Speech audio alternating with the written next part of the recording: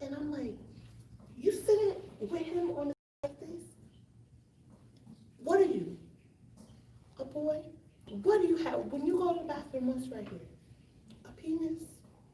What is he? A boy? What does he have right there? A penis? We not doing none of that gay stuff.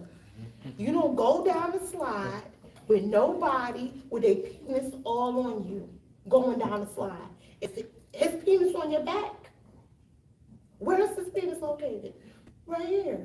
So his penis on your butt going down the slide. We don't do no gay stuff going down the slide. And my daughter is like, Justice like, Mommy, he does not even know what that means. Calm down. Right. He doesn't even know what, but he will remember this right now. And you, little boy, go find your mama all going down the slide with your penis and stuff on people's backs. Go over there. Go over.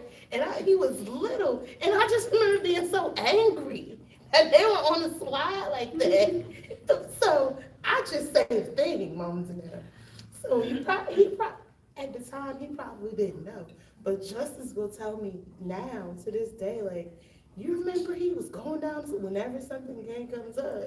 She'll be like, that's how she explained what gay was to Ziggy, because he was going down the slide with it. So I just say the thing. I just say the thing. We're not doing the gay thing. We're not going to be on the slide with the gay thing. They can't come here, if ever. I'm going to disown you. Go. That's not for me. That's not for us. That is against. I just say the thing. I don't know if it's the right way. I get it, but symbolism is not as brash and out there. I mean, symbolism is out there, but it's not as obvious as don't do that, you know? Okay. Mm-hmm. So, for example, my daughter likes number blocks. Mm-hmm. Yeah. And there's a lot of symbolism in that. Lots of rainbows. It's full of rainbows. Mm-hmm. There's a number. Is a cartoon that teaches children numbers. How to add. And how to add. You know, how to manipulate the numbers. And all the blocks have a color, but it just so happens to be the colors, to look like an LGBTQ flag. Number 7 they go is together. The rainbow, right? Well, the television was on, you know, and they're going through, and it's modern day television, and so there's an individual that has on a jacket, and the jacket has a rainbow. And so now, you know, in explaining the rainbow to Raja, I have to make the differentiation of a rainbow that occurs in nature, and that it is the bending of, you know, excuse me, it's the bending of light and water molecules, and this is what this is what a rainbow really does. Yes, and so having to go deeper into the explanation of symbolism and to catch it, you know, because it's subtle. I mean, if I hadn't turned towards the television last night and half of a second and seen it,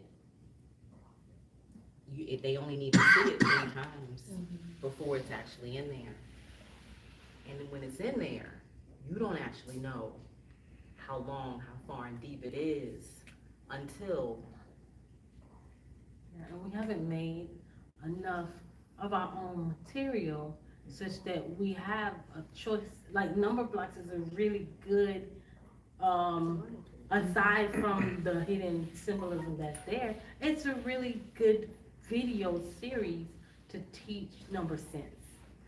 It's catchy, the songs are really catchy, the artwork is really good, but all the rainbows everywhere. Like when you was watching number blocks at my house, I looked over at you and you looked at me and you were like, see, I told you. And it's like, it's very apparent to someone who is aware and willing to see it, but to the average person, it's like, it's just colors. Children love bright colors, but why patterned in that way? These people are master tricksters. And if you look, they take everything that we know as normal and natural and turn it into something else. And it's for us to figure out the ways of undoing the something else. Because nature will always be there. But there's nothing that says that 20 years from now, anyone will recognize rainbow colors as attached to. But if we work hard enough at putting it in our children, saying, you know, rainbow, that's natural, that's this, that's, yes. Make them do the experiment, get a hose, water on a sunny day. See? Then you can come Reclaim back this this thing. Yes, we absolutely. Reclaim. We have to. I'd be like, ain't no rainbow. We don't wear them in Stop. We don't need to wear it, but we need to hear. Yeah. We have to make reclaim the children symbols. clear. That's what we're talking about. People can use that reality whichever way they choose. But we know that whenever we see this, we know it's water and light that is creating this gamut of colors. You know, we have, the thing is that if you say nothing, the child would only know it in this one way. We have to constantly, how do we make a rainbow? Oh, that's, you know, with water, we did it. Okay, well, let's draw a rainbow. In our case, with voodoo, you know, Jambalaya, double snake, the double, here's another interesting element. Rainbow is never alone. The rainbow is always two. Yeah, if you Always look, two rainbows. whenever you see a rainbow, look attentively and you'll see the second one. It's a little lighter, the colors are not as pronounced, thank you. Not as pronounced, but it's always two. Just like snake, rainbows go in pairs, the male and the female. So, Jambalaya are always there. So if we talk to them about, you know, make them aware, rainbow is natural, it's in the skies. You know, when the child sees rainbow, the child think nature. The big rainbow is the masculine, the smaller rainbow is the feminine. You crush it.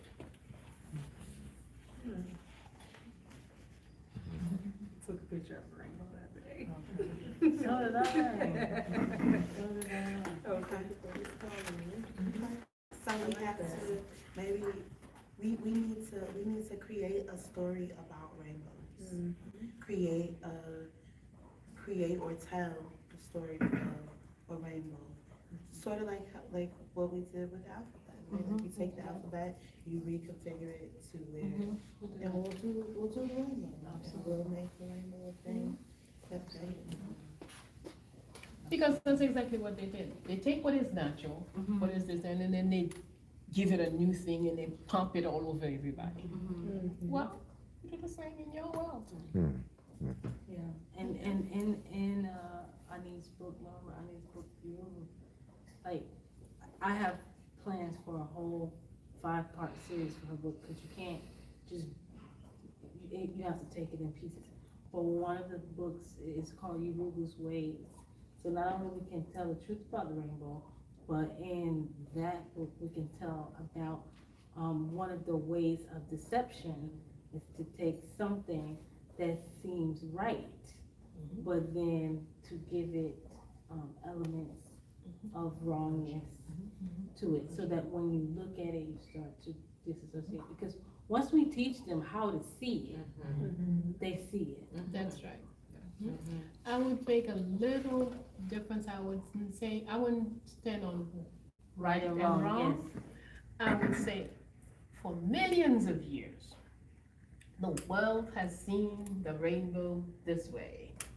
And and in Egypt, and you see it over there, rainbow, rainbow, rainbow. And just because some folks decide to give it a different, you know, that, It doesn't hurt the sense of it, because it's a perversion. yes. But isn't that, mother, kind of like that's reclaiming our Africanness also. Absolutely. You know, the swastika is an example. Reclaiming our cosmic world. We start with the planet, then we'll take our entire cosmos. It's the eagle, because yours is the fish, we're looking for the second rainbow. Yeah, I was driving to work and I was like, it was a beautiful rainbow in front of me and I took a picture of it and I just went back to the picture and the two. I do see two? Yes, Yeah. It's always, rainbow is never alone, The answer was in your phone the whole time. you know? It's crazy because we didn't see it Always. until we were told that it was there, like, Yeah. that for me is like, because we've stared at rainbows before, so Yeah. how come we didn't notice the other one that was there? Mhm. It's fascinating. It was good. I probably didn't notice because I was too busy talking to my brother about the pot of gold. Way to go, lad, at the end. You know, how far you think it is? Because we caught up in that, right? Like, that's stupid idea of pot of gold being that thing. We couldn't even see the other. So I think we have covered Yeah. what we want to do.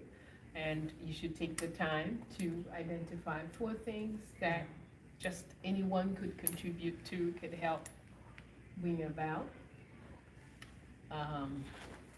In the club, whenever I'm around here, I'm not here all the time, but whenever I'm here, I definitely want to be a member of the club. And whenever I can do the friend club for the school, don't hesitate. We need to establish the committees and Yeah, then. well, the parent group being one of them. Well, as a parent in the school, do you have a question or something to add to the conversation also? Or a different perspective, maybe? Look at those eyes, what is this? I do not accept that. I'm shy. No, she's No, What's pretty? with the divine in you, there is no such thing as shyness. Now, use the same beautiful voice you used to say I'm shy, now to tell us, share something with us as a parent. Gotta do it now. The same voice that you used to sell out all of your books. Son spoke last night. Oh, yeah, and she was telling him not to be shy last night.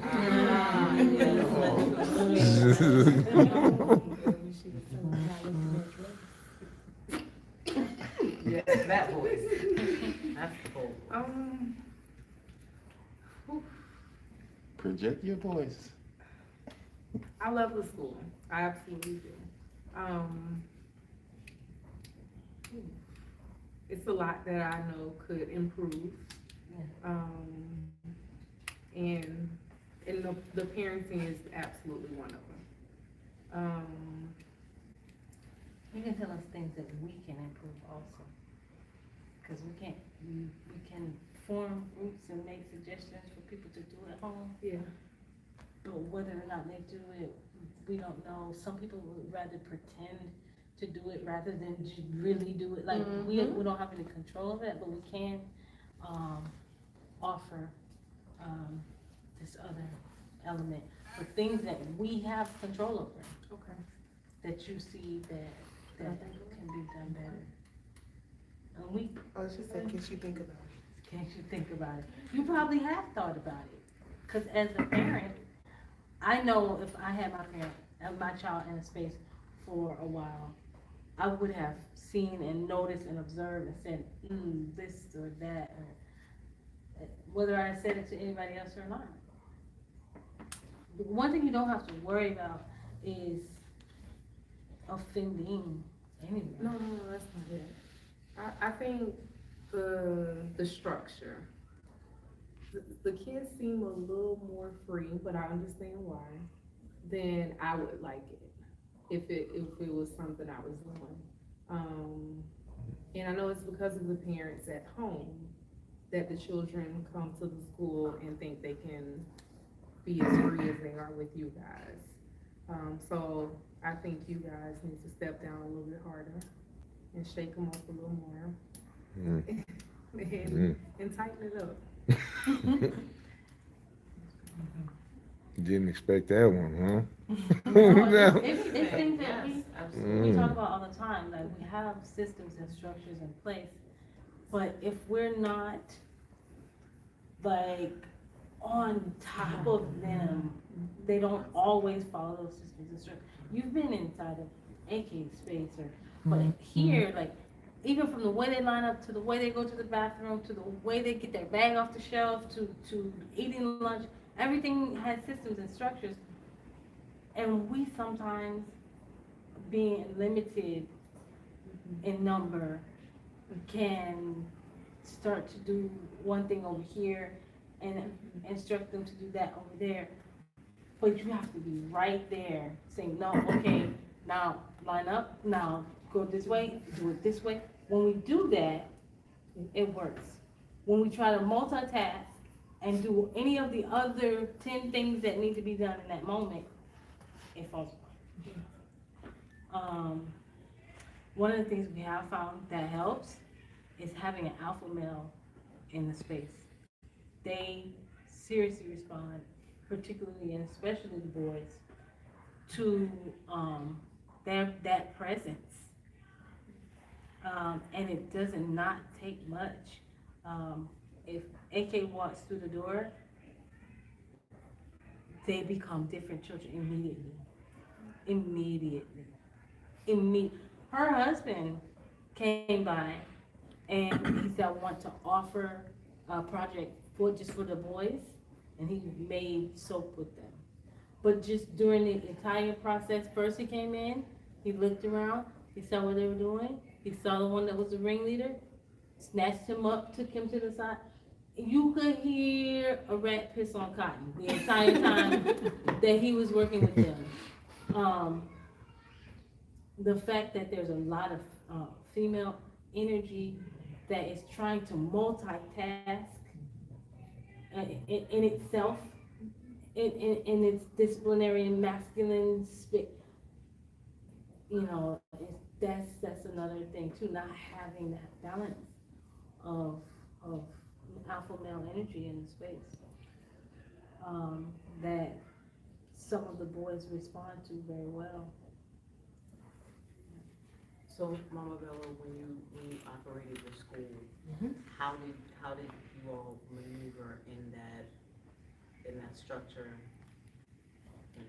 Well, Bayyinah Bello, 35, was 80% male. Got it. Male, military, and domineering. She shook them. I was gonna Yes. ask, parents, I was gonna ask about the families that you guys have. Are they predominantly like single mother households or? No, No? I wouldn't say predominantly, would you? Trying to roll it in. Even, I'm trying to think of like, well, Joseph's but I not guess there. the ringleaders though, yes. Kamau on the side. Right. Yeah, okay. Those two, because we have two students that are the oldest students, male students, oldest male students in the space. They're You can see the hands-on. difference between the ones that we have disciplinary problems. I'm thinking about it now, and they are, single mother. Yeah. So- And they come out, father's somewhere, kind of, but you can tell the difference, and the mother's dote and pet and allow. Mother, I have a question. A viewer has a question. They're asking, has anyone in this group heard of the United Independent Compensatory Code concept by Neely Fuller Jr. or Amos Wilson's The Psychological Development of the Black Child? We taught that book, the children read that book, So, the Amos Wilson book. absolutely. So I guess in context of this conversation is what they're asking. So they're saying without an accurate assessment of the context of reality with the constructive results will be minimal at best.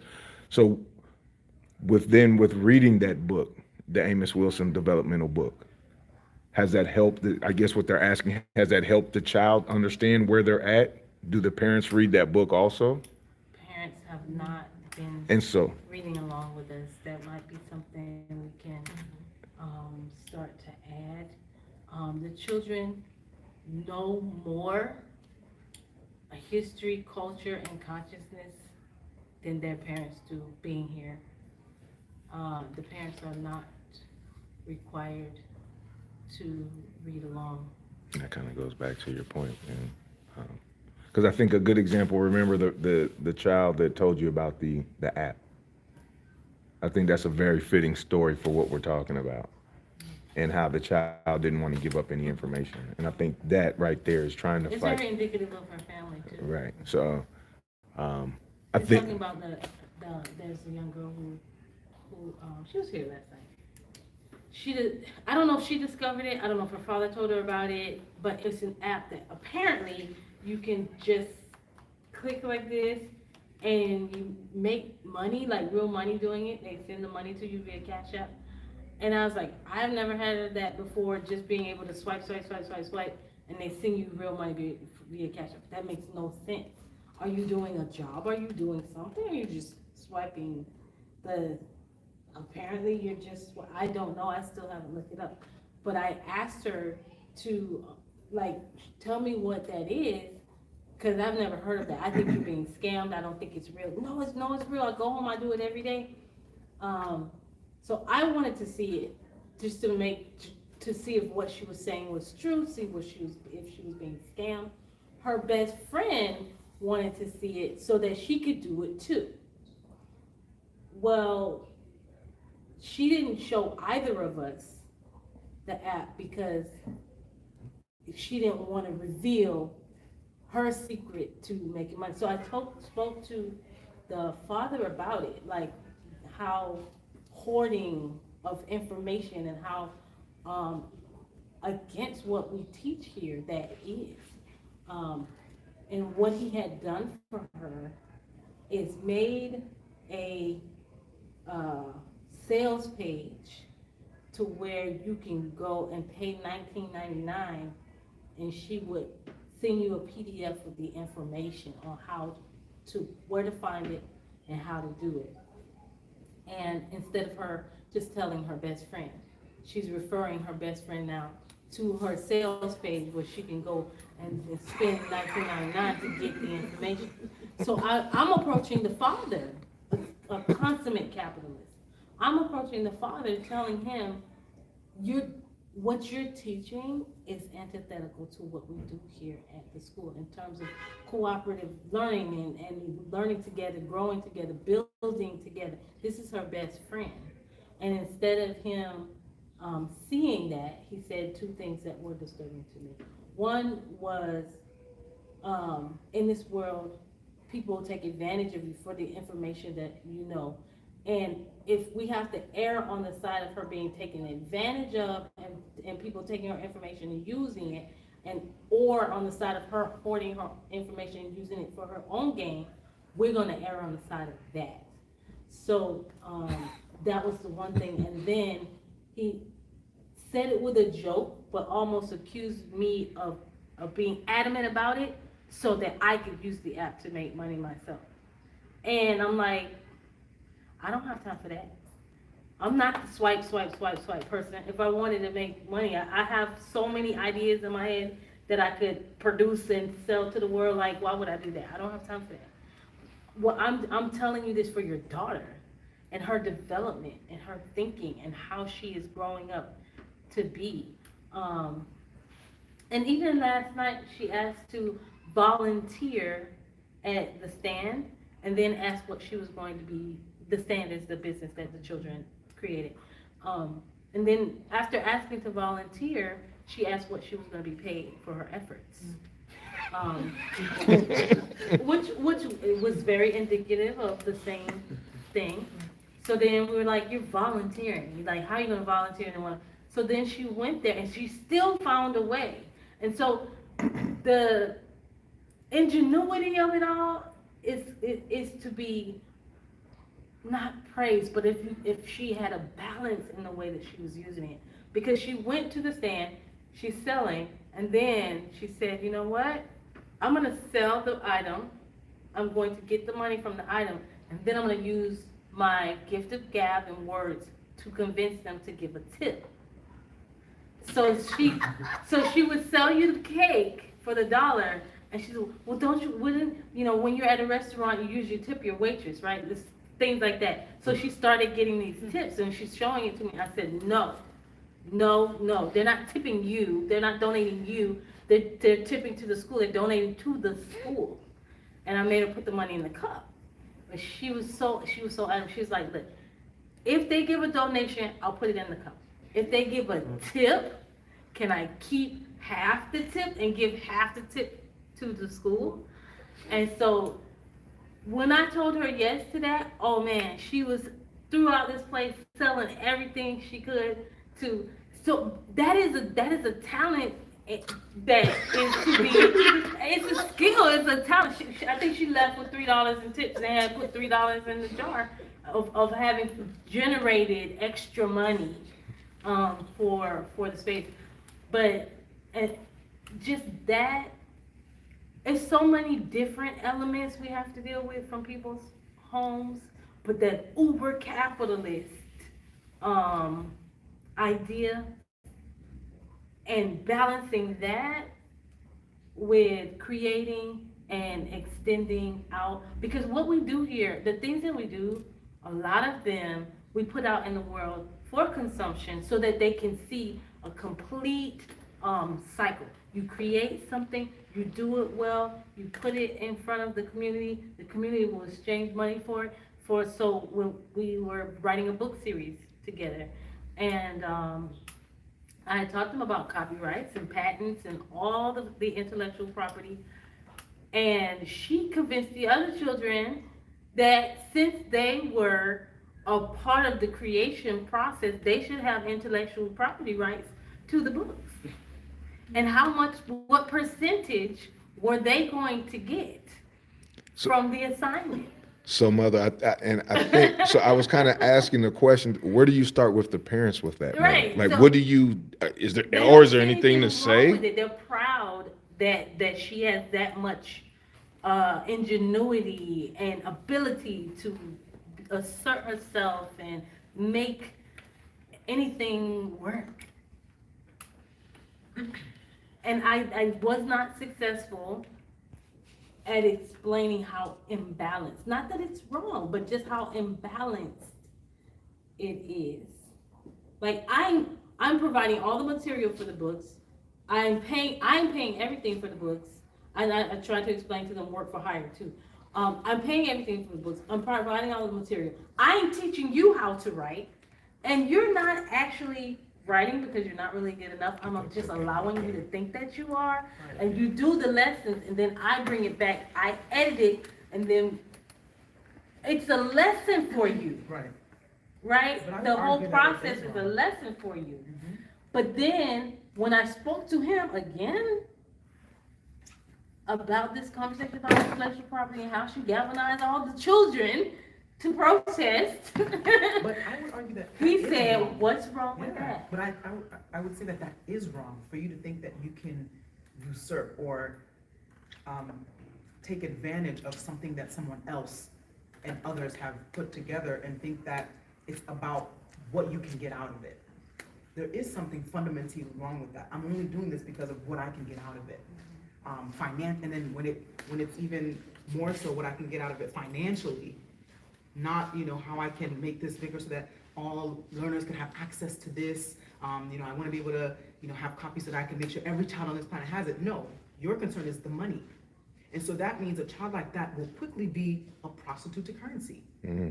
You would do anything for money. Because if at that point, like you said, you're providing everything, and now someone wants to think that, and this is kind of how like board of directors work, right? You have a staff of people who are doing things, putting all the ideas, the CEO, the founder, and then you have a board who thinks that because they've been given the privilege to kind of direct and give input like these children, think that they can, at the 51% mark, take over your company, a company that Cheryl has worked hard to. They're not even the put- board. But that's They're what- they're more like an intern or a student Right, who's simply exactly. learning. And you are on the project to learn the Mhm. project. And then when we put the project out, you feel like you own the Right. project. No one really had, she brought that element to the Mhm. space. And it wasn't because of her, it was because of her instruction. And I don't have a problem with her because she's a child. My problem came in was when I tried to approach the parents to say, can we work together on finding a balanced way to do this? Because I can see taking what she has and using it in service of what we do. Like, I can see that be amazing, everything. But when I approach the parents and I say, can we come up with a way to work together to balance out what's going on here? It's imbalanced. And you say to me, I don't see anything wrong with it. Right.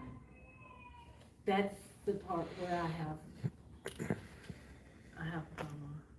with always explaining to the parents where the imbalance lies. And it could be that, it could be the capitalism, it could be the over mothering of boys. You're creating an imbalance, Mom. Can we talk about how your son is in the space because you're creating an imbalance? It could be that, it could be anything.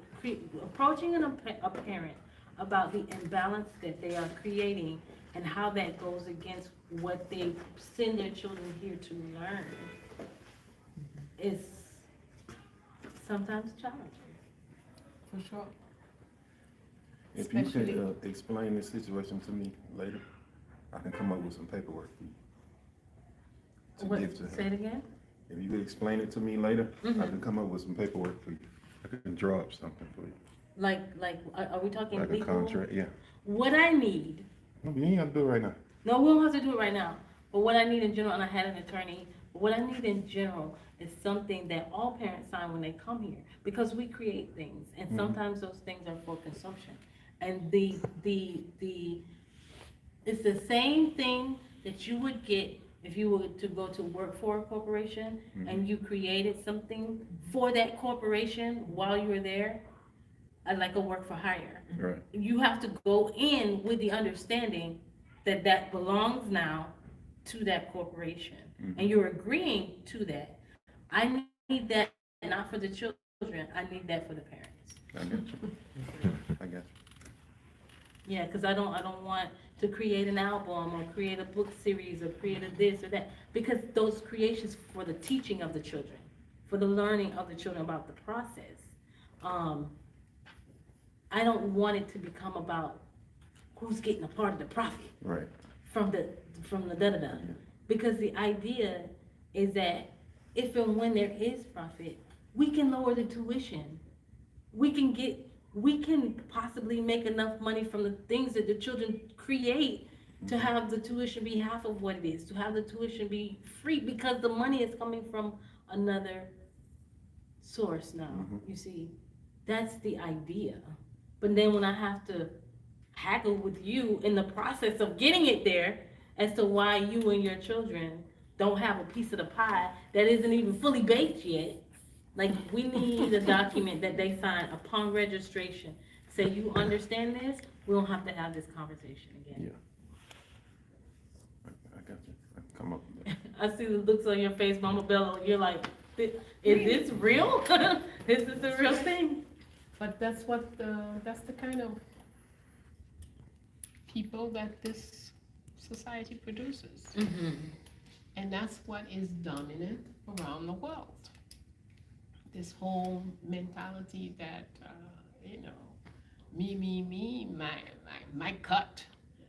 I don't need to know anything. I don't need to, you don't know where I got the cloth. You don't know where I got the thread, the needle, I teach you how to hem, and then you want half. Yeah. So, and the whole process, we came here, so I would teach you how to hem.